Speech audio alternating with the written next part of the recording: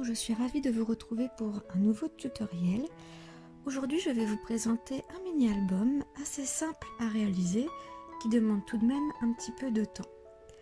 Donc, je suis partie sur une base de papier basil type cardstock de chez Action. Donc, ce sont ceux qui sont couleur crème et qui se marient à merveille avec mes pages de livres que j'ai choisies pour aller décorer tous mes fonds de page. J'ai donc découpé les pages de l'album. Je vous mets les dimensions juste en dessous. Au fur et à mesure de la vidéo, ce sera plus simple.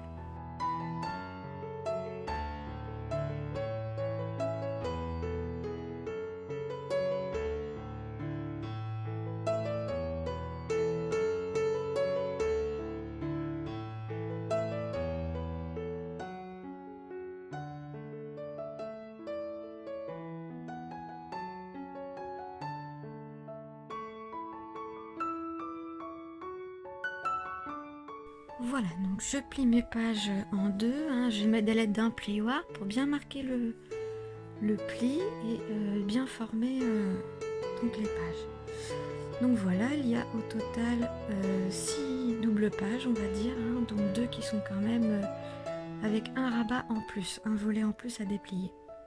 Donc voilà, donc maintenant je redimensionne mes pages de livre au format de mes pages d'album. Donc je laisse toujours une petite marge d'1 ou 2 mm, voire un petit peu plus autour, pour que le papier de base, donc beige, ressorte bien. Voilà, donc je les colle avec une colle sans solvant, que je trouve très bien, et qui ne fait pas gondoler le papier. Donc je préfère découper mes pages à l'aide de la règle pour que ça respecte le style vieilli que je recherche, et surtout les pages qui ont été arrachées donc du livre. Voilà, donc je vous montre ici toutes les pages de l'album qui ont été collées avec le papier.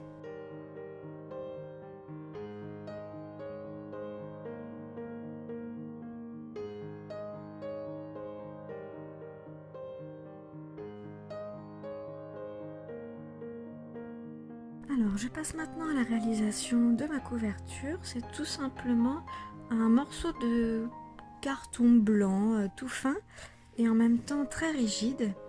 Un petit peu comme en fin de compte les cartons de boîtes de céréales. Celui-ci, c'est un très vieux carton, je ne sais même plus d'où il vient.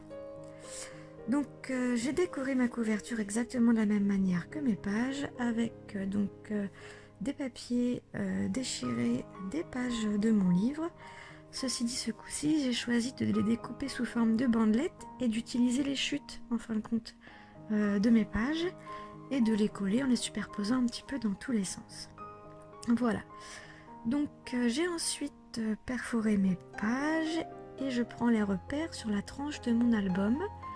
Je fais donc 3 trous en haut, 3 trous en bas, bien centrés, et je viendrai, au moment venu, relier les pages à la couverture. Et je relierai donc 2 pages par trou. Voilà. Donc j'avais bien tracé mes petits trous au crayon et puis je sais pas ce que j'ai fait quand j'ai perforé. Ça s'est perforé un petit peu de travers, mais bon, c'est pas grave. Donc voilà. Ensuite, je viens préparer mes espaces photos, c'est-à-dire les espaces qui seront libres pour venir coller donc les photos de mon mini-album. Donc là, sur la première page, je choisis de coller un petit livret qui pourra contenir donc 3 photos. Et voilà.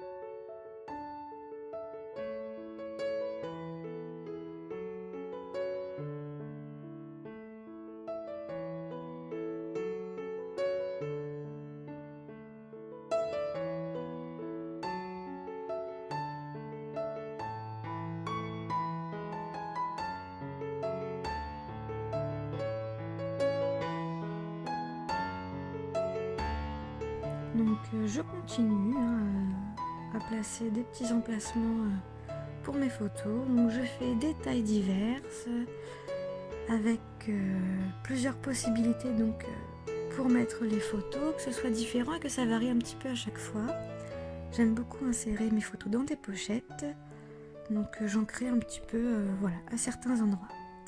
Donc je sais pas si vous avez remarqué, mais donc j'ai arrondi tous les bords de mes pages d'album pour que ça donne un petit côté un peu plus sympathique. Je fais donc la même chose sur tous mes bords de photos, en fait, de pochettes photos. Donc j'arrondis tous les bords à tous les endroits.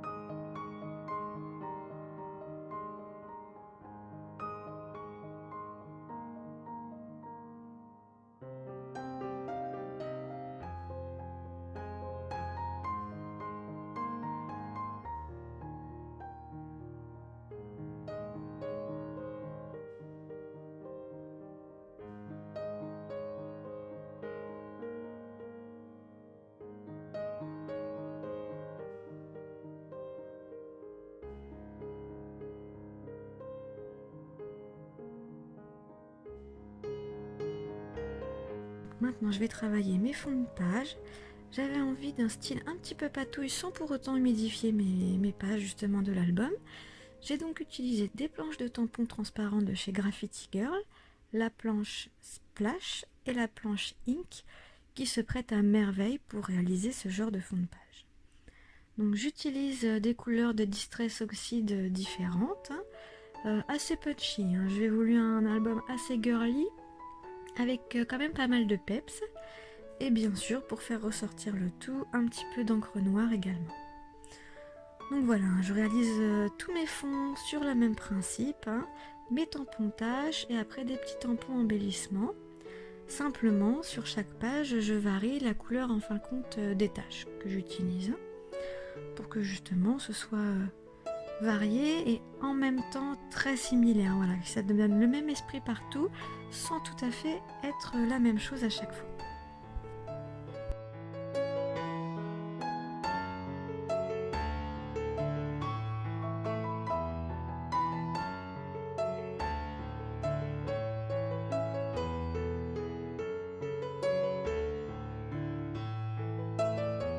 Bien évidemment décorer ma couverture de la même manière avec les mêmes tampons, donc surtout un fond sur l'avant et un petit peu de tache après aux autres endroits, mais je me concentre vraiment sur la page de garde, donc la page de devant de la couverture.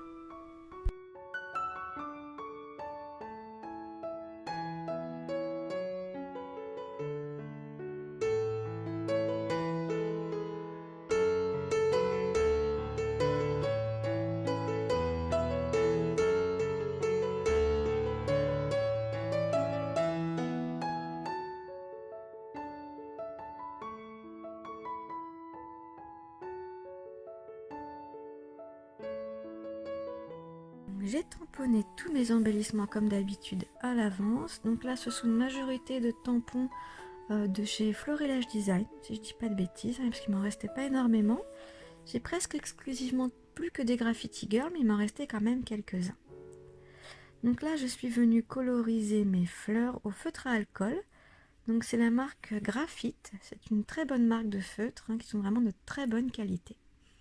Donc les petites fleurs que vous pouvez voir que je suis en train de coloriser, elles viennent d'une planche de tampons de chez Action, achetée il y a vraiment longtemps maintenant. Mais j'adore, voilà, je les trouve vraiment très jolies, ça change. Voilà, c'est sympathique, elles sont très faciles à coloriser justement et à détourer par la suite.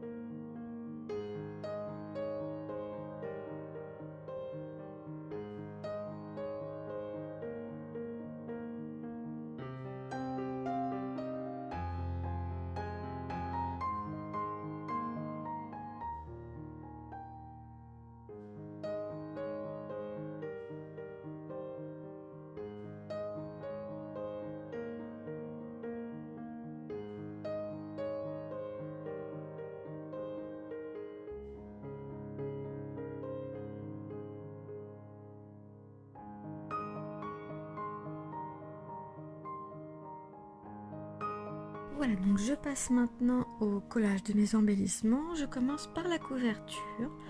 Donc je choisis divers embellissements, des étiquettes, voilà.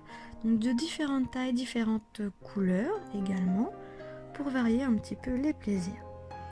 Donc vous remarquerez que je procède toujours de la même manière. J'aime beaucoup les superpositions. Donc un petit peu de double face à l'arrière en relief, ce qui permet d'avoir justement un petit peu d'épaisseur et un petit peu de volume dans l'album. Quelques petits coups d'agrafe et hop, le tour est joué.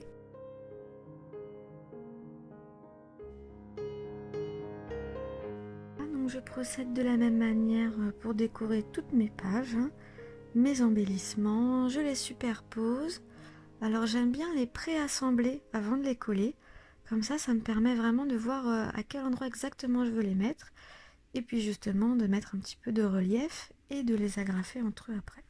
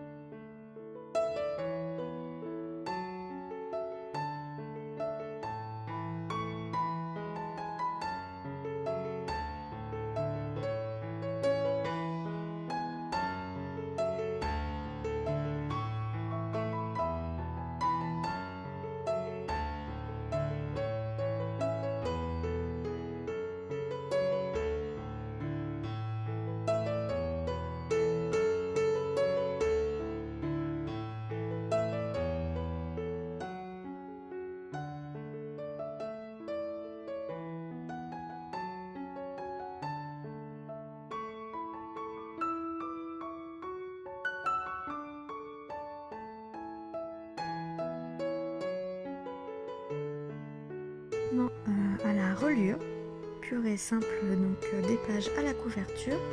Donc tout bêtement, j'ai pris du fil à coudre de couleur beige, donc qui va avec mes pages, une aiguille, donc j'ai plié le fil en deux, je l'ai doublé, je le passe tour à tour dans les pages, puis dans les trous de la couverture.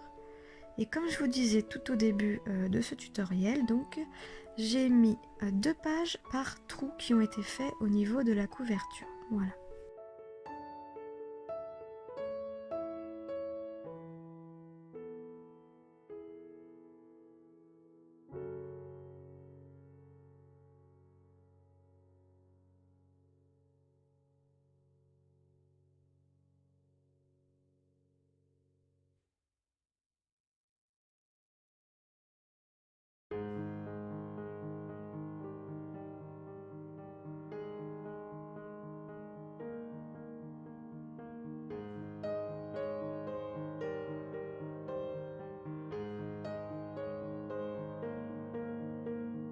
Donc il est temps pour moi de vous présenter le mini-album terminé dans son intégralité. Donc voilà, j'en suis vraiment très contente, j'aime bien le style et le rendu, ça change voilà, de ce qu'on peut voir et j'aime beaucoup ce petit côté patouille un peu art journal et en même temps mini-album.